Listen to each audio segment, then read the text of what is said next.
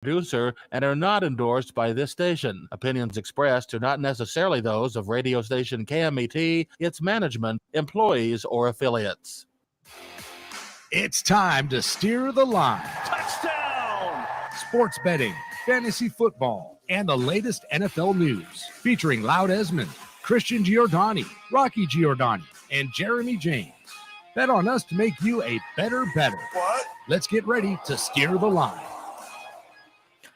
Good afternoon, everyone. Welcome to another segment of Steer the Line. I am Christian Giordani. We have Mr. Jeremy James, Mr. Loud Esmond, and a guest for us, Jim Alexander. How are y'all doing today? Doing well. Jim Alexander, by the way, the dean of the sports writers in the Inland Empire and beyond. He's the lead columnist for sports for the Los Angeles newspaper group, Southern California newspaper group, which has like a dozen papers, right, Jim, throughout the 11. region? Yes. 11? Yes. Okay, so glad to have you here. I want to get right to it because we may not have you for the entire show. Where do you want to go? USC, Chargers, what? Let's start with USC because they open tomorrow, and high expectations, obviously. And as I just finished a column and I linked to it on social media, and I said basically that they came within one bad hamstring of being in the college football playoff last year. If Caleb Williams is healthy throughout that Pac-12 championship game, they beat Utah and they are in the top four. So they're and again they have dipped heavily into the transfer portal. I mean, college athletics version of free agency. They've got, I can't remember the number. I think it's like 18 transfers this year, 16, 18, something like that. Again, and this is interesting because we had Lincoln Riley on a Zoom yesterday, and he made the observation that they're still in a rebuild. So naturally, I took that and ran with it. But I mean, it's interesting that you're rebuilding around the Heisman Trophy winner from last year. But I mean, no, what I mean is that they are still in the process of building the program that he wants to build, coming out of the Clay Helton era. So last year was the first step. This year they've taken another step, and we'll see what happens. I like their chances in the Pac-12 this year. I really do. As long as it still exists.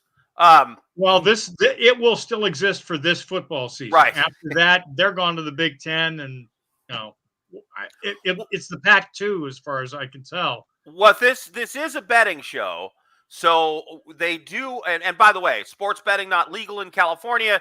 It's legal where I am today in Washington State. And of course, it's ironic that, of course, sports betting is not legal in the biggest state in the country. But then again, that may be Vegas exerting a lot of influence because they would rather people come from California to come bet in Vegas. The USC Trojans are a 30.5-point favorite over the Spartans of San Jose State. Jim, do you care to weigh in, or do you stay away from this topic of gambling? I tend to stay away from it. I mean, I'll use it in a column occasionally if, odds and stuff because I get all kinds of emails from 2 or 3 different online betting services. They'll send out their lines and what have you, or futures odds or what have you. I thought a couple of weeks ago when one of them sent me betting lines on the Little League World Series, I thought that's over the top. I mean, that's the sign of the apocalypse right there. High life from Saudi Arabia. 30.5 points. At least the highlight guys are professionals. There you go. 30.5 points. Christian, I think that's a short price for the Trojans against San Jose State. I think this is one of those cupcake games that major programs set up to open their season. San Jose State's probably getting paid like $1 million to play this game and get crushed. Christian, thoughts? I don't got much to say. You know me, I'm not very big on college football. I am a USC fan. I agree with what Jim said earlier, though. If Caleb Williams was healthy in that playoff run, they would have beat Utah. But yeah, I also agree with what you're saying. I think this is a cupcake game for USC to kind of just dominate. Yeah, I would say that, without weighing in on any of that, but if I were a bettor, and I'm not, I would not bet on that game because you've got a game that's lopsided, and it's probably going to depend on how soon Lincoln calls off the dogs. I mean, are they gonna run up half 100 on them? Are they gonna run up 60? Or well, see, no? now that's interesting that you bring that up because I think USC will run it up against San Jose State because they want to come out and make a statement. And on the other hand, you have another game. The first game of college season kicks off from Dublin, Ireland. That's Notre Dame and Navy. Of course, a storied rivalry between those two teams. Mm-hmm. Navy's catching 21, and the over-under is 49 points. And that's a game where I'm going to go the opposite way and say Notre Dame won't run it up against Navy because Notre Dame doesn't do that. And they especially don't do that against the service academies. It's just not in their nature. So anyway, moving on from those two college discussions of games that open the season tomorrow, one early in the morning, one late in the evening on the East Coast. It'll be 8 p.m. there, 5 p.m. Pacific. How are the Chargers looking in preseason? It's been hard to gauge because they're not playing anybody. See, that's the thing. And that's why I skip preseason games, or I call them exhibition games. I'll tell you this story. Years ago, when the Raiders were in LA, and I was doing a story, and I called up Al Ocasal, who was Al Davis' second in command. Yep. And we had a nice conversation up until the point where I used the term exhibition games. And he stopped me. He goes, "Young man, they are preseason games." Okay, Al, that's fine, but I call them exhibition games to this day. And really, nobody plays their starters. I mean, hardly anybody plays their starters. Denver is. Why would you? Why would you unless you're really trying to determine who your starter is going to be at a particular position? Well, there's no need, especially since teams are doing combined practices with each other. The number ones get plenty of work in those under a controlled situation. There's no reason to risk injury with your studs in a game that doesn't count. Okay, so a couple of big stories in the NFL this preseason, Jeremy. Number one, Russell Wilson has not looked good. And there was a weird thing that happened last week where Russell Wilson played a couple of series, and then Jason Stidham, who wasn't supposed to come in until the second half, got most of the latter part of the first quarter and the whole second quarter with the number ones, which raised some eyebrows. And then Aaron Rodgers, who hasn't played a preseason game in forever, at Green Bay, he just didn't do it, is going to play in the Jets preseason game tomorrow on Saturday. So your thoughts on either of those? Yeah, I think, the whole thing of Aaron Rodgers playing, it's more just to give people a little treat, as we wait to see what this team's really going to look like. He's going to go out there for probably a series, throw a touchdown to, one of his receivers, and it'll be a perfect drive, and then he'll walk off, and everyone will talk about how they're going to win the Super Bowl. But, as far as the thing in Denver with Russell Wilson, that's a little more interesting because he hasn't looked good. And a lot of people kind of assume that, under the new head coach, that he'd be able to turn things around, and he may still. But things aren't running smooth in the preseason. It doesn't look good heading into week one for the Broncos. Jim, you have any thoughts on Russell Wilson in Denver and how that's going to work out with Sean Payton? I don't know because I'm not close to it, but right. I would say that this would be the rare case if things don't seem settled on the practice field. That is the one place where I'd say, okay, I want my veteran to play under game conditions, especially It's a new coach. It's a new situation. I want to see how he looks under the lights. That would be one of the rare occasions where I'd want a starter to play in the preseason. So your I'm thinking sure I'm is sure it's a feeling out period between those two. So your thinking is that Sean Payton probably doesn't have great confidence in Russell Wilson because he doesn't like what he's seeing in practice, and that's why he's playing him in the games. That's what I would surmise. That's not a good sign, Christian. No, I completely agree. I was always big on Russell Wilson growing up, and he's on the decline. And it's not just on the field; it's off the field. And his players don't trust him. I said it last week. His players, his offensive line, and his offensive weapons don't have faith in him anymore. And it already looks like Sean Payton has lost it as well. When they're I'm sure that's a lot of it too. That it's not just the coaching staff, but there's got to be that trust between the quarterback and the rest of the unit. And if it's not there, or if there's a disconnect, then they got to figure it out and they better do it in a hurry. And Russell Wilson did not endear himself to the other players on the team last year. It wasn't like they were wearing T-shirts asking for the other quarterback to play like they did for the New York Jets, but it was pretty bad.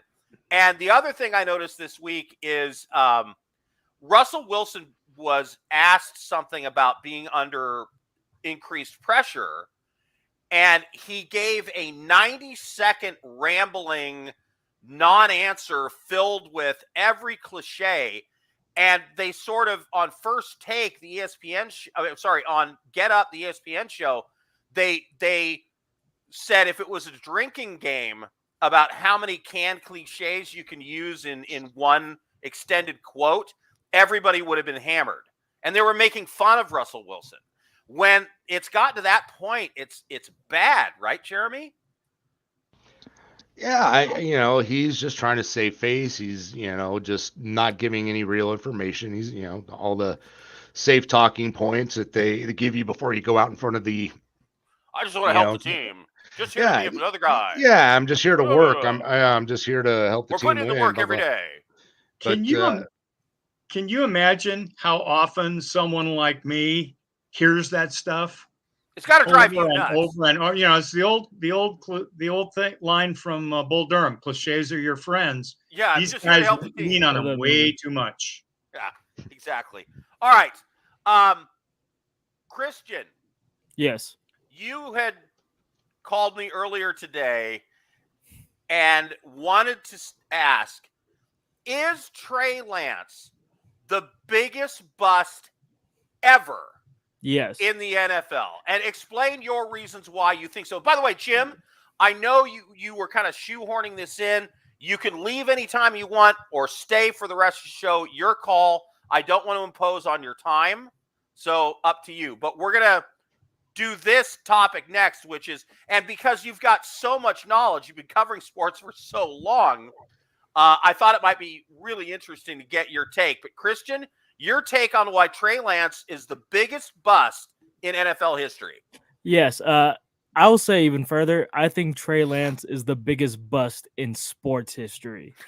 Ooh. This man did not just cost his team 1 or 2 first-round picks. He cost them 3. And I want to lay out who these guys were. First of all, these guys were traded for a package that equivalated from the Niners to the Miami Dolphins, which led to Jalen Waddle, Tyreek Hill, and Bradley Chubb. And those draft picks that were traded became Micah Parsons, Cole Strange, Chandler Tinling, and this year's pick, Brian Brees. Micah Parsons alone for that trade makes it one of the worst trades in NFL history. Jeremy? What? Well, I mean, you guys saw what happened just before we came on the air, yeah? Yeah. He's been traded to the Dallas Cowboys for a 4th-round pick. Oh, what? Trey Lance has been traded? Yes, he's been traded. Oh yeah, no. I guess that bolsters the idea of being the biggest bust. Well, yeah, you gave away 3 first-rounders and you just got a 4th-rounder back. Yeah. I was just about to say that before we got into it. If they didn't get a first-round pick back for Trey Lance, this would be hands down the worst trade I've ever seen. It's They worse gotta- than the Russell Wilson trade. It's worse than the Clippers trade for the number 1 pick where they could have got Kyrie. It's a terrible trade altogether. Jim, worst ever? That takes in a lot of territory, but it's pretty bad. Well, One of these days, I'll make up a list of the worst trades ever. Okay, how about this? The only one that I can think of, and you've got to be old to remember this one, is Mike Ditka traded his entire draft for Ricky Williams. The man came out to the draft in dreads. I remember that vividly. Right, and he was okay for a season or two, and then he couldn't get off the weed. I remember watching the 60 Minutes episode about Ricky Williams and how, he was supposed to be all this, and, he'd rather smoke dope. So that competes. I mean, Ryan Leaf, instead of Peyton Manning, competes, but because of the cost, 3 first-round draft picks, and now he never has any impact with the team except negative, and now has been traded for basically a box of footballs. Yeah. A bag of chips with a side of hot sauce. That's what you got. Yeah, because a 4th-round pick is, yeah, meh. Well, that's crazy. So I guess they're thinking, Dak Prescott's going to play another 3 or 4 years at least, and maybe he can be developed into something. Jeremy, you seem to have the most details on this. So do you have any idea what the thinking is going into this? No, I think they had an opportunity to get, a kid with a first-round grade on him, for a 4th-round big pick. Upside athletically. Get someone young behind, behind their guy that, they don't have to worry about pushing him too hard over the next couple of seasons, and maybe he'll pick things up and they can work with him down the line.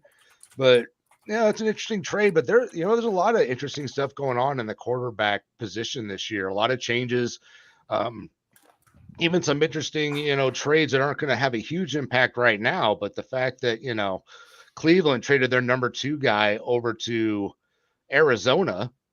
So Arizona's got another quarterback on their roster. So I think they're trying. Yeah, because they don't have any.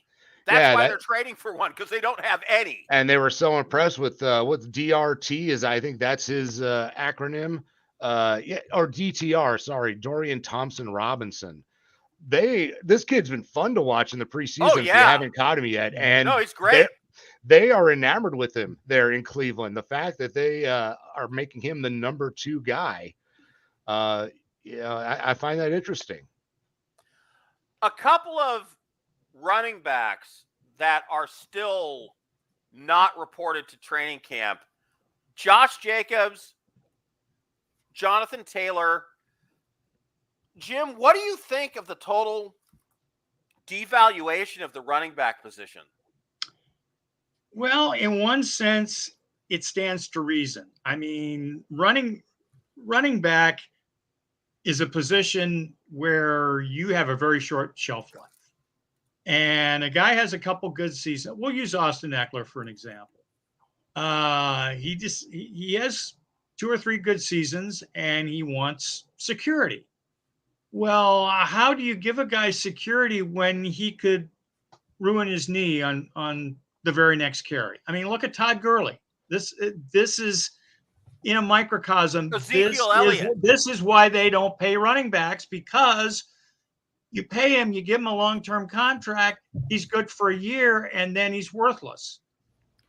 So Jonathan Taylor is 24 years old.